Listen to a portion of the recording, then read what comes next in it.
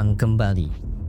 Kali ini seorang pemimpin BUMN yang pernah melambungkan perusahaan milik negara sebagai the best industry marketing champion berhasil mengukir laba tertinggi sepanjang sejarah perusahaan dan membawa transformasi besar perusahaan pada digitalisasi melalui implementasi sistem e-ticketing Verizi.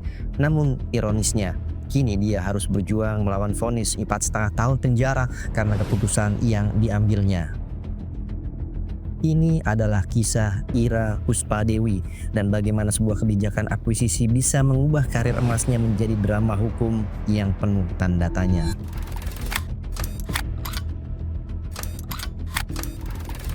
Ira Puspadewi namanya melambung tinggi di dunia BUMN setelah didapuk sebagai Direktur Utama PT ASDP Indonesia Ferry. Di bawah kepemimpinannya, ASDP bukan lagi sekedar operator kapal feri konvensional. Ira dikenal sebagai sosok yang membawa modernisasi, fokus pada digitalisasi layanan, dan yang terpenting membawa ASDP menjadi perusahaan yang lincah dan berorientasi pasar. Penghargaan The Best Industry Marketing Champions pada tahun 2022 dari Mark Plus adalah pengakuan nyata atas keberhasilannya dalam merombak citra dan kinerja perusahaan plat merah ini. Transformasi ini bukan hanya soal penghargaan, ini adalah soal efisiensi, peningkatan pelayanan publik, dan tentu saja akuisisi strategis yang menjadi pemicu utama drama yang akan kita bahas kali ini. Ira telah mencapai puncak karirnya, memimpin dengan cemerlang. Namun, panggung tiba-tiba bergeser dari ruang rapat direksi yang mewah ke ruang sidang peradilan yang mencekam. Mengapa seorang direktur yang membawa prestasi justru harus menghadapi tuntutan hukum? Jawabannya ada pada sebuah kata, akuisisi. Inti masalah ini berpusat pada proses akuisisi saham oleh ASDP. Menurut data yang ada, akuisisi ini dilakukan sebagai bagian dari strategi bisnis untuk memperkuat posisi perusahaan. Namun proses inilah yang kemudian dituding telah merugikan negara dan menjadi dasar dugaan kriminalisasi. Dan beginilah detailnya. ASDP adalah operator tunggal feri yang melayani 300-an lintasan di seluruh Indonesia. Sekitar 70%-nya atau 200 lintasan berada di daerah 3T. Lintasan 3T selalu defisit dan harus disubsidi silang oleh pendapatan sektor komersil. ASDP adalah wakil kehadiran negara untuk kebutuhan logistik dan jembatan ekonomi di wilayah sana. Demi memperkuat portofolio komersial untuk menunjang subsidi 3T, ASDP membutuhkan lebih banyak kapal. Namun, ada hambatan regulasi. Sejak 2017, izin bagi kapal komersil terkena moratorium. Membeli kapal baru tidak cukup. Tanpa izin trayek, kapal tidak dapat beroperasi. Jalan keluarnya, akuisisi PT Jembatan Nusantara atau JN. JN memiliki 53 kapal, semuanya melintas di lintasan komersil dengan izin trayek yang melekat pada perusahaan. Akuisisi menjadi solusi paling logis dan cepat untuk memperkuat ASDP. Dalam membuat keputusan akuisisi, ASDP menggunakan penilaian profesional yang bersertifikat resmi, melibatkan konsultan terkemuka, Deloitte dan PricewaterhouseCoopers atau PwC. Valuasi perusahaan adalah 1,2 triliun rupiah. Namun oleh auditor KPK, harga perusahaan ini dinilai seharusnya hanya 19 miliar rupiah saja. Selisih yang luar biasa besar ini kemudian dilabeli sebagai kerugian negara.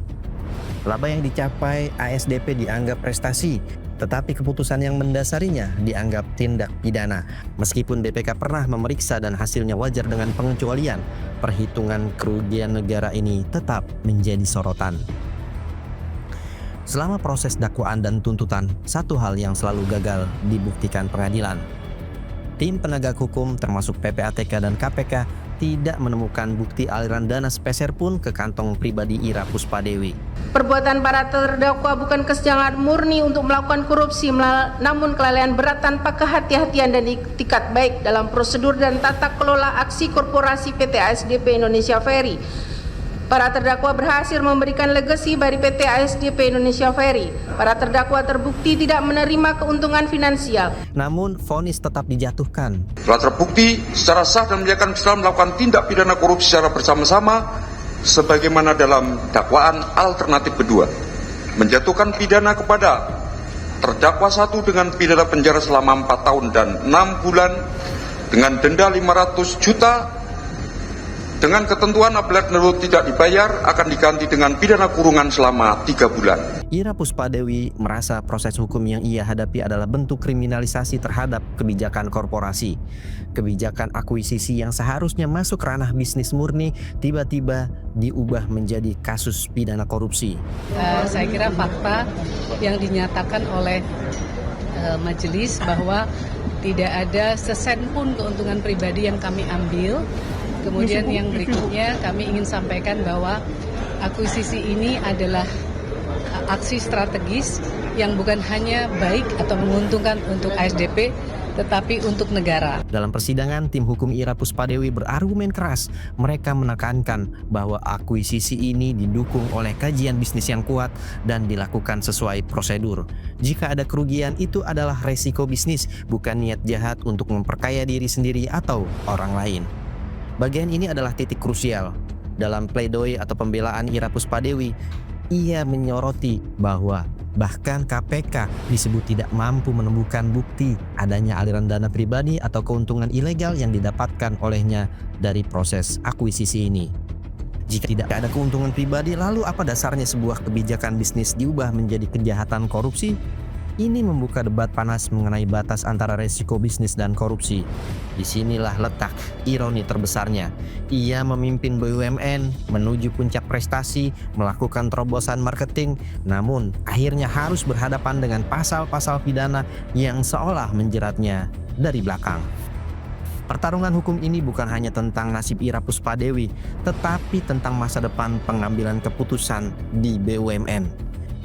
Di sisi lain, Hakim PN Tipikor menolak adanya bentuk kriminalisasi terhadap ex-dirut ASDP Ira Puspadewi di kasus ini.